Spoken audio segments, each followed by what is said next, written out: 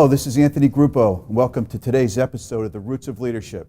I'm with Chetan, Dube, who I have been waiting a long time to talk to. Well, thank you. Chetan, Anthony. welcome to the show. Thank you very much, Anthony.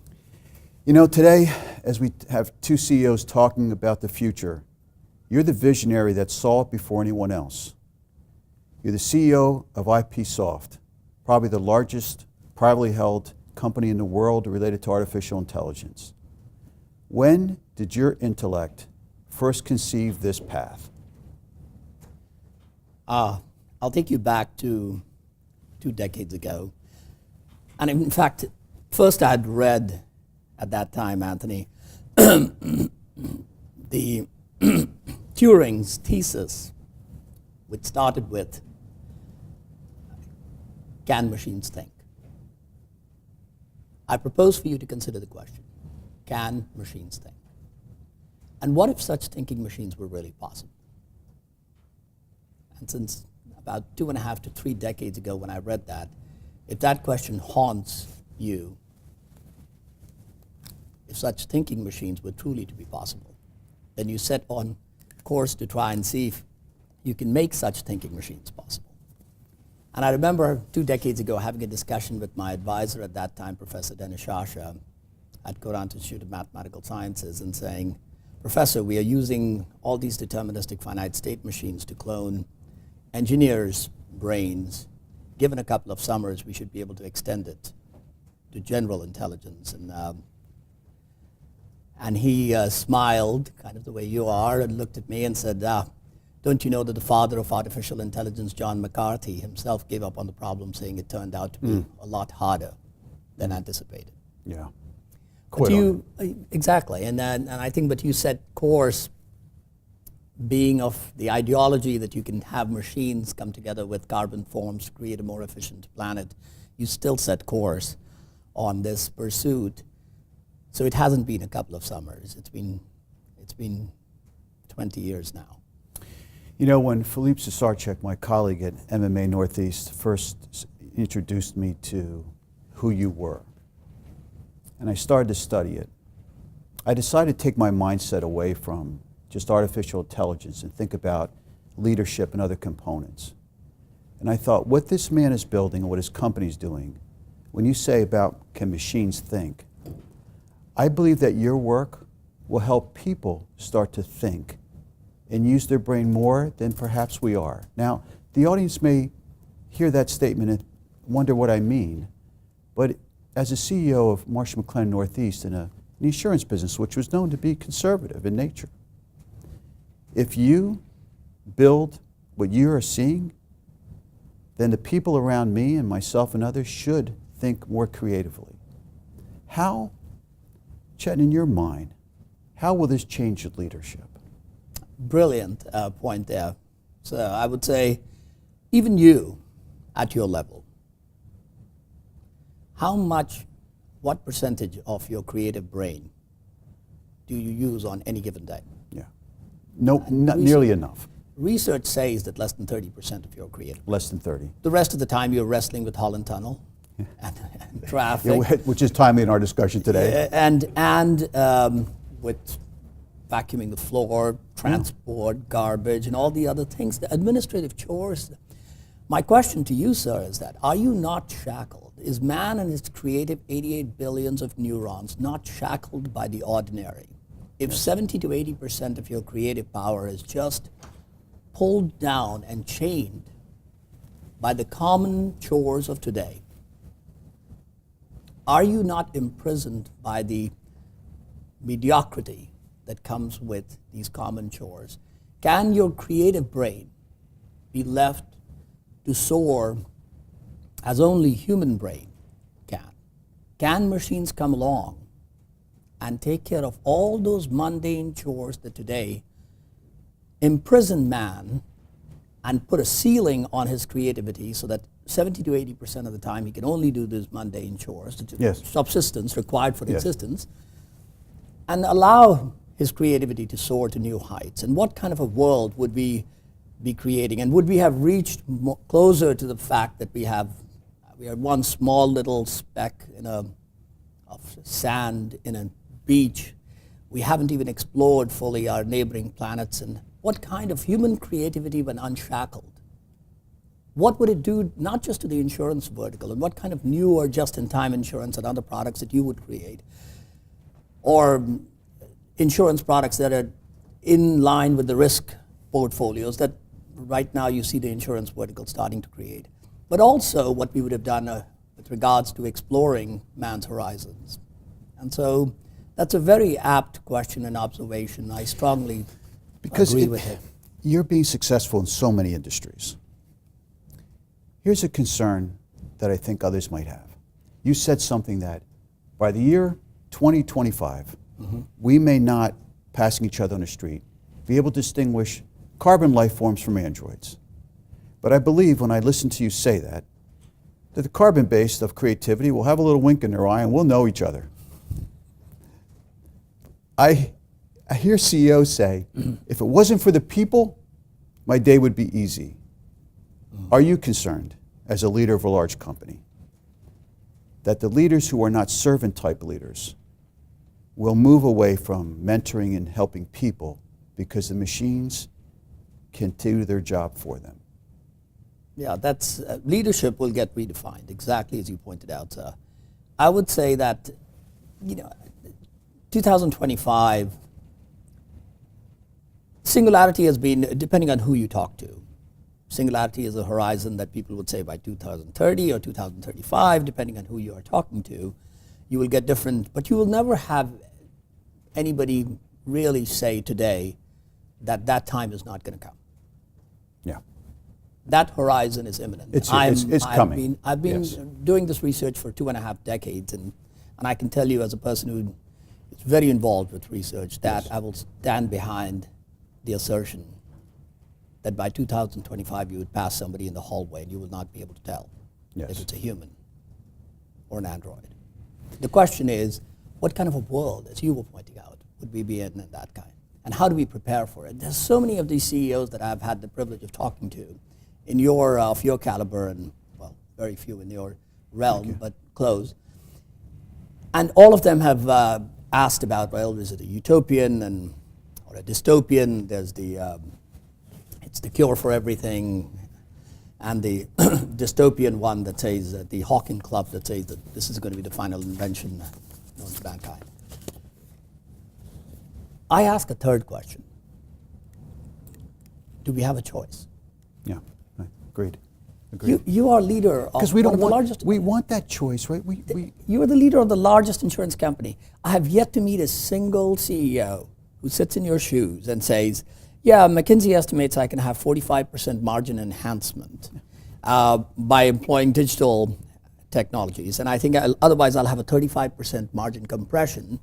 And I would be climbing up a digital Darwin curve. Are we not living in such digital Darwin times? And oh yes, with an 80% spread, I'm talking to an insurance CEO. What happens to me if I don't adopt it? Yeah. I mean, it's an existential issue. And so people are wondering, is it a good thing or a bad thing? While the fact of the matter is that its machines are here. Yeah. They are going to have a more important role to play. How do we best control, and in leadership also what you were pointing out, how do we best control and harness their powers to be able to place ourselves, our employees, and our companies and our countries higher up on that digital Darwin curve that is emerging right as we speak. Companies are self-electing themselves, even in insurance, particularly in insurance. Companies are self-selecting themselves as to whether they want to be an experimentalist. They have a cute little chatbot here. They say, yes, we have a check mark on our digital because now I've got some chatbot doing password and account resets. Yeah. Or do we want to be a fast follower and catalyst? This is a McKinsey curve that says, I've identified some areas that I can actually take a silo, let's say onboarding and offboarding employees and human resource kind of functions, and I can actually get them to be done through digital agents. And then that's cognitive agents. And that's a fast follower. Now, again, you climb up. Now, and then, or you make a selection. Do you want to be a marshmallow? Do you want to be a leader? Do you want to take massive amounts of your processes before digital attackers come in? And do you want to barricade up the lemonades and actually go up the curve? Do you want to be an Allstate that is actually bringing down over 3.1 million of their subscriber calls with digital agents, is bringing down the time to resolution from 4.6 minutes to 4.2 minutes? Not just equivalent service, improved service Yeah, through fantastic. digital agents. First time right, 67% to 75%. First time rights through digital. Not just parity in service, but improved digital service. Leaders like you are defining where they're going to take their companies on this digital Darwin curves. The interesting part is that risk-reward curves, and I would beg your forgiveness because I'm definitely preaching to the choir in this case. Please. Because your risk-reward curve almost always goes the same way. Higher the rewards in the digital Darwin curves, the higher the risks. Yes. So we're living in very interesting times. The reward curve is going like this. The risk curve is an inverse parabola. The risk of non-adoption is far greater than the risk of mid-tier adoption, which is still greater than the risk of leadership adoption. Yes, because if I can have a strategic position of vision of where we want to go alongside of yours, then I can be fearless. Exactly. But if I have to play defensively and small-mindedly, then I deserve what I get. Let's go to the people for a second. Yeah. People who start to fear artificial intelligence. I want today for the listeners, and I'm here today with Chetan Dube, CEO of IPsoft. I say to them, and I want to say to the listeners, that you're better than the task you're doing today. That if you can become passionate, when I listened to you and I studied you and your company, there's this inherent passion that is breath. It's a breath. If you can be passionate and you can weld that to your potential, your performance will increase. But if you're relegated to task, how will you ever know what you were, what you could be? I see your work, what you're doing, as a companion to me, not a fear. What do we say to these people that are listening today all over the world and saying, that thing is going to take my job? Well, to Luddites or neo-Luddites, I would ask them if they believe that history repeats itself. And I would ask them, if they do subscribe to the fact that history repeats itself, I would ask them, what happened to the horse and carriage driver? I will ask them what happened to 1800s, where how many of us were farming? 90% of us were farming. That's right. Yes. In North America. Today, 2%. So I would ask them, what happened to the 88% of us? Yeah. I don't see them unemployed. I see them being chief executives of the largest insurance company and shaping world opinion and doing different things in risk analysis that they would never have actually been able to do if we were just engaged and held hostage to subsistence. Has technology not been the ultimate liberator of man's creativity in the past? Well said.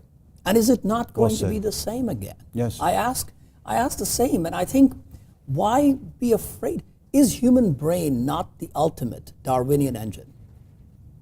Our neocortex is what? Look, our planet has got some Squiggly stuff on top of our head. Exactly. Right? It is the squiggly stuff on top of our head. That's very well said. Right, isn't it? I think so. It is exactly what you described. It's the wiggly, it's the newer cortex, the wiggly stuff.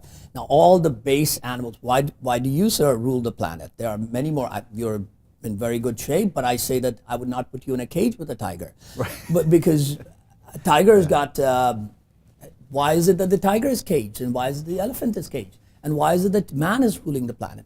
Neocortex. Yes. It's because of human neocortex, because of the wiggly stuff that you described very aptly, on top of the base sensory part of human brain, which every animal has, where you have got the sense of smell, sight, touch, some more advanced than humans. Dogs have got much better sense of smell and sight than humans do. But the neocortex, because it is the wiggly stuff that you describe, is the absolute the keys to the magic kingdom where that allows human creativity and human thinking to continue to evolve. The anterior and posterior allows us to have episodic memory, the hippocampus, the analytic memory in the back, and the affective memory, all of those things that allow humans to be able to be the ultimate thinking machines. And do we think we are at the end of the horizon? No. No. Brain is continuing to evolve. No. Because now, don't you buy us time? That's Doesn't your work buy us time to explore deeper? That in the course of a day, let's just take comments back from listeners that we receive. Most people, and I mean this with great respect, are very excuse-based. I could have done something more, but, or however, something happened. But as life becomes more patterned based on your work, excuses become more infrequent. Lack of excuses, more time for creativity. When you and I are having a discussion, the very heart of the men sitting here, do you believe it? Will people rise up? Will humanity come to its potential? Or will other excuses develop? I'm a big, strong believer in the human brain being such a powerful Darwinian engine that it will continue to evolve. I think the part of the answer rests with leaders like you. The only thing that worries me, I remember walking down our driveway, the paper comes to the bottom of it, and so we were walking down with my son, and Montgomery turns to me at one point and turns to me and says, "Dad, are you going to be a robo-dad?" And I looked at him and said, "Oh my gosh, I definitely do not wish to be a robo-dad." And perhaps one of those little insignificant people who thought about a way of creating a more efficient planet and liberating man from the shackles of ordinary, but definitely not a robo-dad or any of the horror iRobot movies that you see. But I would say that the thing that worries me as I was walking back up on the driveway, the speed of this revolution Yes. is so profound that if thought leaders like you did not take it upon themselves to wake up the masses to this revolution that is here on our shores and gaining amplitude rapidly, then man may be caught on the wrong foot. And there'll be a period of scramble which can lead to social unrest as this wave of digital Yes. employees take over. That's the thing that worries me. And I think that's where the mantle shifts to leaders like you who have taken it upon themselves to make time to start to educate the rest of the world for this new world order that is coming on our shores as we speak. Because I think not only is what you're doing fascinating, I think it's futuristic for the betterment of man, not its opponent. That at the end of the day, we created. I'm sitting with the man who created it, who has the thought leadership and vision to see it. Then if we all stand similar on the platform, what's the fear? What inspires you as you continue to, because you have 20 years ago, or more than 20 years ago, people said, go faster. Why are we still in development phase? No. Come on, sell something. And now everyone wants to talk to you. The Vatican comes to you. I mean, if I tell my Italian mother that I was with someone that the Vatican met with, my stock goes up. What inspires you, Chetan? I think that to be with leaders like you, to create to do my little insignificant part in creating a more efficient planet, to somehow free man from shackles of ordinary that we are so imprisoned by today. That stuff drives me night and day. And Turing's assertion from the time that I read, I propose for you to consider the question, can machines think? Yes. It haunts me Yes. every night and day. And truly thinking machines, not Yeah, yes, Password not resets. predictive. Not just hearing the words and predicting the answer. That's exactly right. And Yeah. what could be an insurance, like when I think of the new world that you will create, by the way, and I know that it's not the egg-headed mathematicians like me that will create the world. The world will be created by organizational leaders like you and the people that I your think listeners are. in concert together. And we would be providing, we are the engine room guys that will be providing the technology which will have deterministic outcomes. But the bigger mantle lies on the shoulders of the leaders who are listening in and you, who will be able to do the entire organizational change. Yes. To be able to replace carbon-based and to elevate carbon-based parts of their delivery engine with silicon-based parts of delivery engine, and to elevate carbon-based into providing better solutions. So what does it mean? You know, interestingly, I was with Guardian Life CEO, and she was kind enough to invite us to give one of the keynotes, and she said, do you know, when we had, for 100 years, over 100 years, insurance really hasn't changed much. Oh, very true. And then when you have JPMC with Amazon, with the backing of Berkshire, announced that they are going to go into insurance for their 1.1 million internal users. We've just been put on notice. Amazing. Fantastic. And that's, what would the insurance company of tomorrow look like? Yes, because we're not,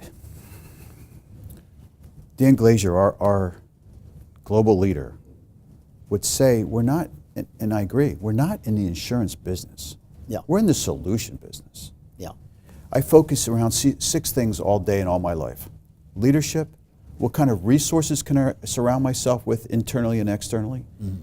Looking at what kind of strategic position as a man and a company you're looking at. Mm-hmm. What outcomes do you expect? What are you research and developing that's new and different? Mm-hmm.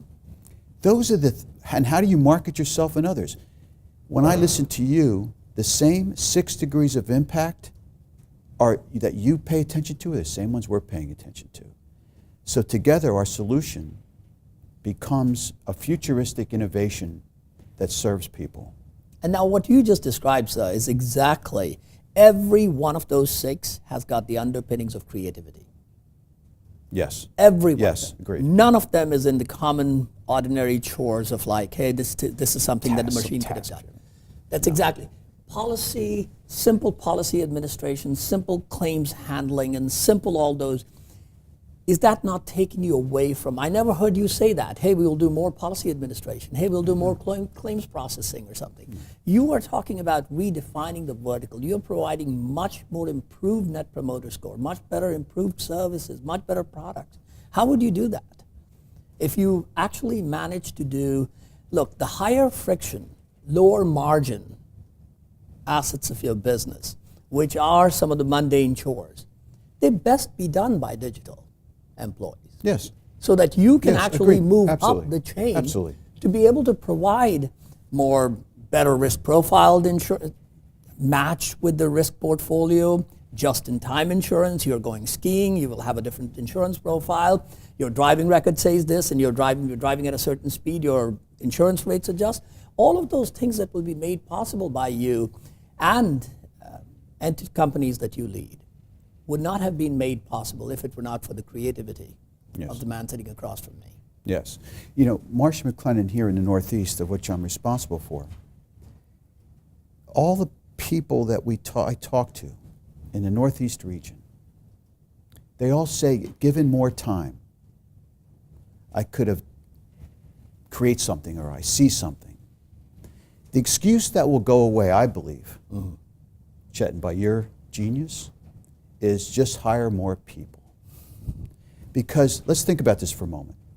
When our people are confined to training more people, and those people turn over, leave whatever they might do or stay, that time that was lost can never be gotten back. Mm-hmm. But if a carbon-based entity can do those tasks that can be trained without having to use human capital, then, sir, I would say to you that my people will raise to their level of potential quicker. Yep. They won't be held back by the very people that they're training. That's absolutely Now that's right. I know the listeners out there are going to hear me saying that. We're going to be talking and there's going to be all kinds of questions. Great, because we'll have you back on the show.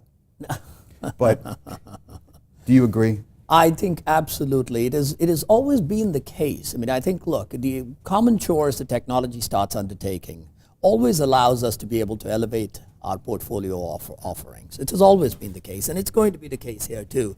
The displacement is what I really do, the speed of displacement I was talking about. I mean, to put it in mathematical terms, McKinsey estimates the impact of this cognitive automation of knowledge work revolution to be 14.6 trillion. Compared with the first industrial revolution around 1800, if you take, depending on which economist you subscribe to, it was about 1.5 trillion net present value of the impact. I'm talking to the CEO of the largest insurance. I don't have to do the math. 10 times the amount of impact. That one took 55 years. This takes 9 years now. Yes. 10 times the amount of impact in 1/5 the time. Yes. The flux is 50 times. In the process, as you start to see, 40% of the Fortune 1000 are no longer Fortune 1000 in the last 19 years itself, since year 2000.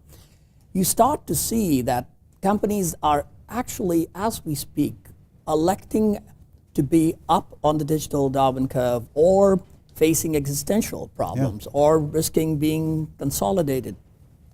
And that speed of change is for all companies also and countries also, like we were invited by the French House of Senate to talk with ex-Prime Minister Raffarin to talk about what impact would it have in France, and what the House of Commons invited us in England to talk about the same thing.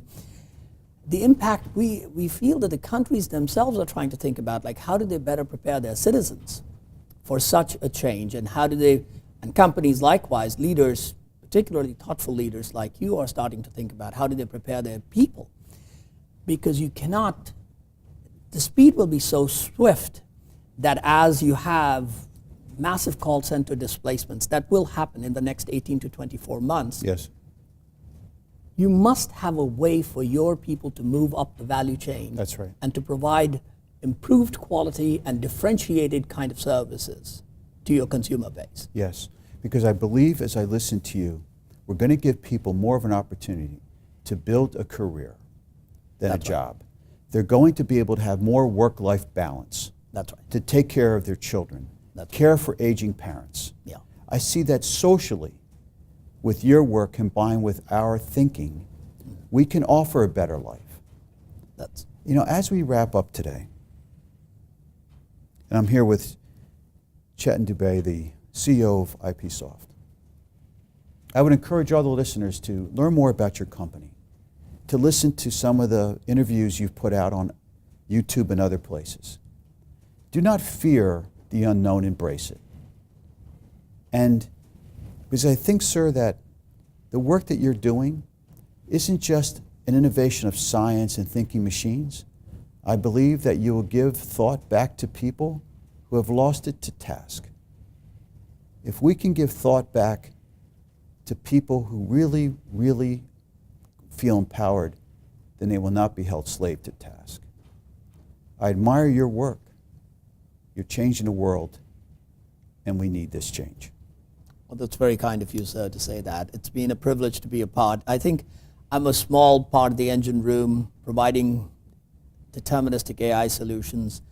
The main change lies in the hands of the chief executives like you who are changing the vertical. I can tell you, I have had the privilege of interacting with MetLife, with Allstate, with State Farm, with Nationwide. Yeah. Every one of them, AIG, Yeah. every one of them has rapidly started to move up this digital curve by having cognitive delivery agent. And there's a race It is a race. to It is a actually race. redo It is. their margin optimization and avoid margin compression on the other side. And I think thought leaders like you are redefining the vertical and the countries they service at large. It's a privilege to be here with you. Same here. I owe Philippe Sasarchik a great debt for introducing us. Thank you very much. Thank you, Chetan.